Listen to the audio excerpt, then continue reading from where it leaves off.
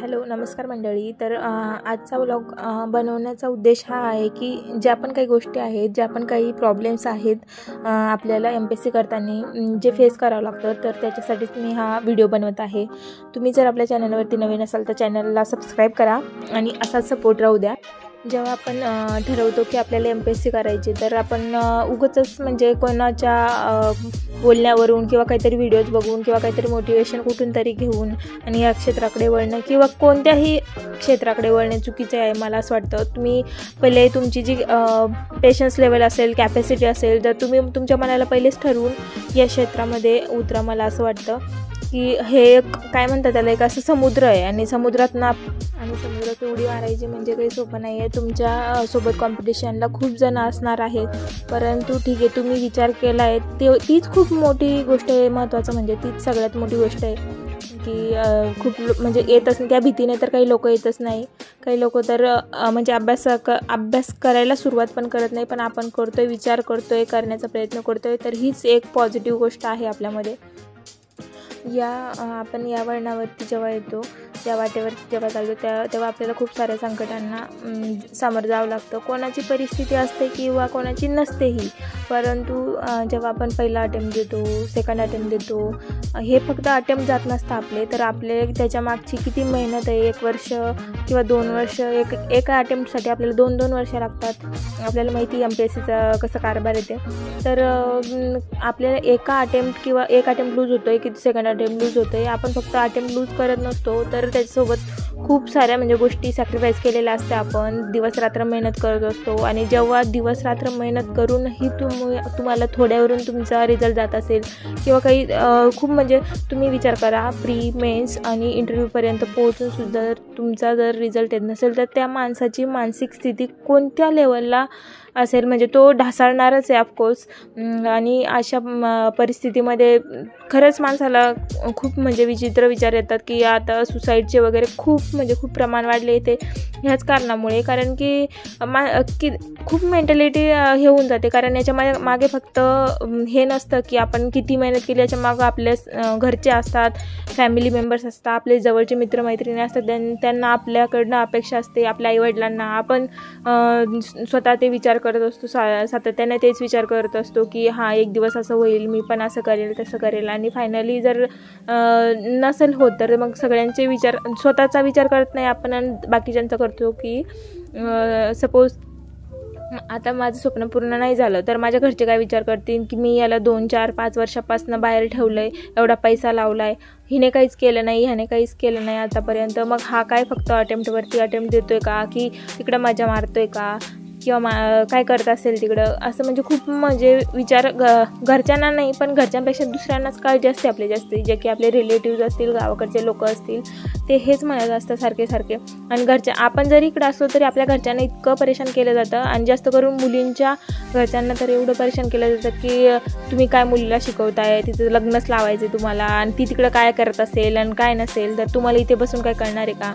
तर मला अशांना एकच सांगायचं आहे की मुलगी ही 20 वर्षाच्या वरती झाली, आता तर मुली खूपच ॲडव्हान्स झालेल्या आहे पहिलेच, परंतु आता मुलीला समजतं. जर ती MPSCचा अभ्यास करते तर तिला तेवढं कळतं की मी कोणासोबत फ्रेंडशिप करावं, कसं बोलावं, मी बाहेर राहते तर कसं राहावं, काय करावं, ह्या सर्व गोष्टी कळतात.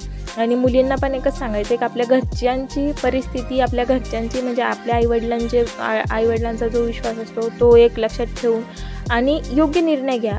मी हे सांगणार नाही की असं करू नका, तसं करू नका, कारण आपण समजदार आहात, आपण काही आता लहान नाही आहे, MPSCचा अभ्यास करतो आहे, चांगल्या गोष्टी आपल्याला कळतात लगेचच की कोणती चांगली गोष्ट आहे, कोणती वाईट गोष्ट आहे. मुलांना पण कळते की आपली परिस्थिती काय आहे, आपण काय करायला पाहिजे, काय नाही करायला पाहिजे, त्याच्याबद्दल मी बोलणार नाही. पण हे जे विनाकारणच्या गोष्टी असतात, जे लोक स्प्रेड करतात की आणि ते होतं पण आपण जेव्हा बॅकग्राऊंड बघतो की हां, मुलं तर इकडे अभ्यासासाठी आलेले आणि इकडे तर काहीतरी वेगळंच चालू आहे, मजा चालू आहे, मस्त फिरणं हे ते, तर असं काही नाही आहे. प्रत्येकजण हा अभ्यास करत असतो, थोडा तो स्पेस घेतो, त्याचा टाईम घेतो काय, आणि करायलाच पाहिजे. कारण आपण काय करतो, या एका प्रोसेसमध्ये आपण आपली लाईफ जगण्याचं विसरून जातो की पूर्ण आयुष्य म्हणजे पूर्ण आपण त्याच्यासाठी समर्पण केलं असं आपण हे करतो की हां, मी 1 वर्ष झालं घरीच गेलो नाही, 2 वर्ष झालं घरीच गेले नाही, आणि मला करायचंच आहे, नाही तर मग माझं लग्न लावून देतील. हा सगळ्यात मोठा प्रश्न आहे मुलींसाठी, की घरच्यांनी टाईम दिलेला असतो स्पेसिफिक,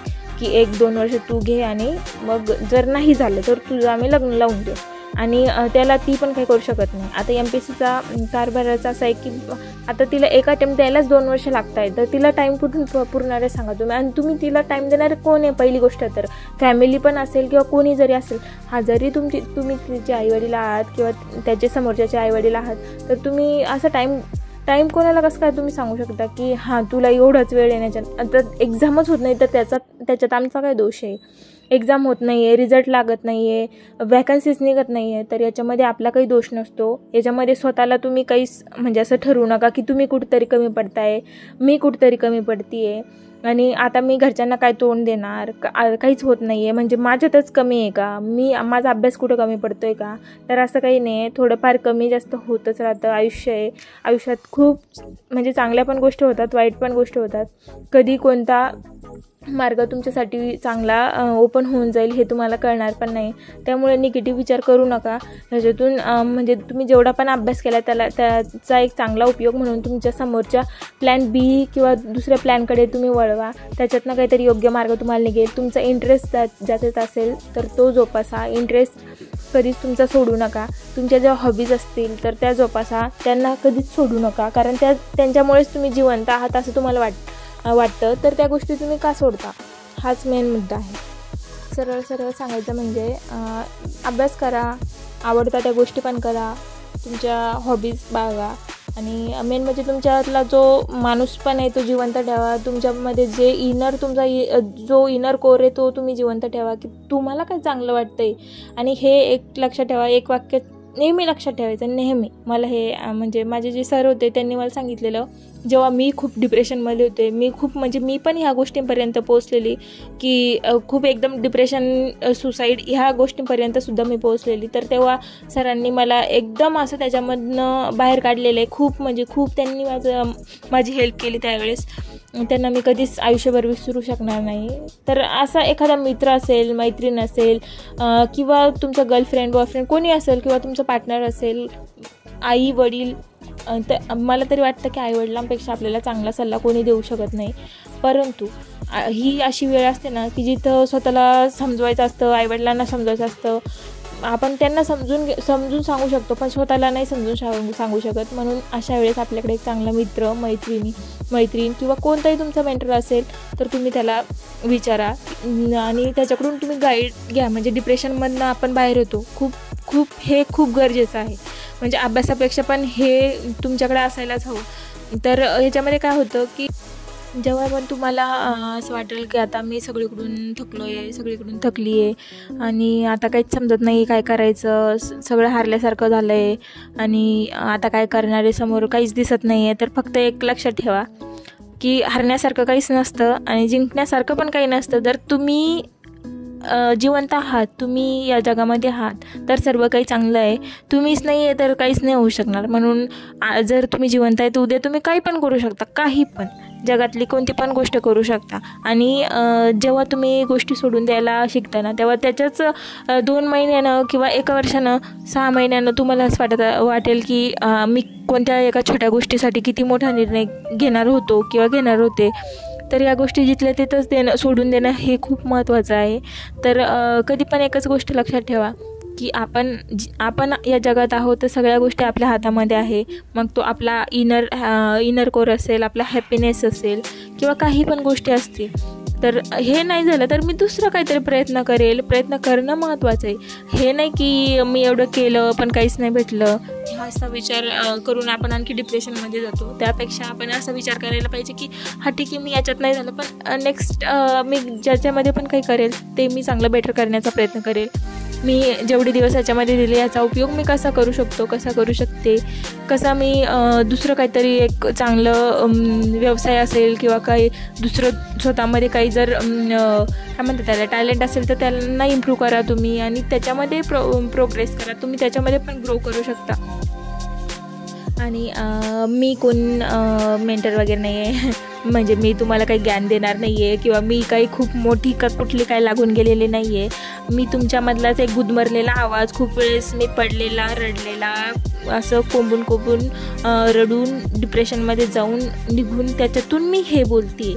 कारण हे जेवढं वाटतं तेवढं दिसतं, एवढं सोपं नाही आहे. मला आज पण तो दिवस आठवतो जेव्हा मी आणि माझी बहीण अभ्यासासाठी बाहेर शहरामध्ये गेलो आणि तिथं पहिला दिवस जो होता तो एवढा भयानक होता की त्याच दिवशी आम्हाला असं वाटत होतं चुकीचा निर्णय घेतला.